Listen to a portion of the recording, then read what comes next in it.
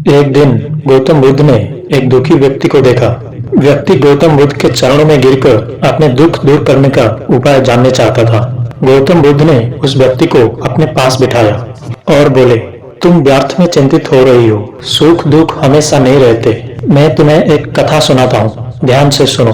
किसी नगर में एक सेठ रहता था। वह बड़ा ही उदार और परोपकारी था। उसकी दरवाजे पर जो भी आता था वो उसे खाली हाथ जाने नहीं देता था और दिल खोलकर उसकी मदद करता था। एक दिन उसकी वहां एक आदमी आया। उसकी हाथ में एक पर्चा था जिससे वो बेचना चाहता था। उसकी पर्चे पर लिखा था, सदा ना रहे। इस पर्चे को कौन खरीदता? लेकिन सेठ ने तत्काल खरीद लिया और अपनी पगड़ी के एक छोरे में बांध लिया। नगर के कुछ लोग सेठ से ईर्ष्या करते थे।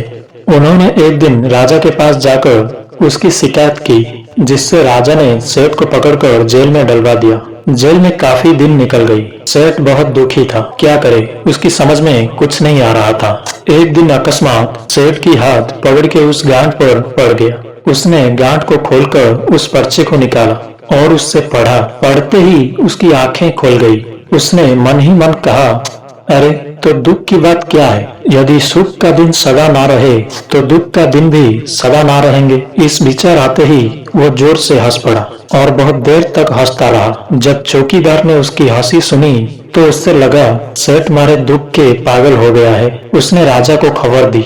राजा आया और सेठ से पूछा, बात क्या है? सेठ ने राजा को सारी बात बता दी। सेठ ने कहा, राजन, आदमी दुख क्यों होता है? सुख दुख का दिन तो सदा बदलता रहता है। सुख और दुख तो जीवन के दो पहलू है।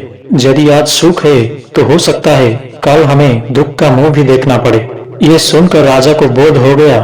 उसने सेठ को जेल से निकालकर उसके घर भिजवा दिया। सेठ आनंद से रहने लगा, क्योंकि उसे ज्ञान हो गया था कि सुख के साथ साथ दुख का दिन भी सदा ना रहती है। बुद्ध के मुंह से ये कथा सुनकर उस व्यक्ति का मन का बोझ हल्का हो गया। उसने गौतम बुद्ध से आशीर्वाद लिया और अपने घर की ओर चलने लगा।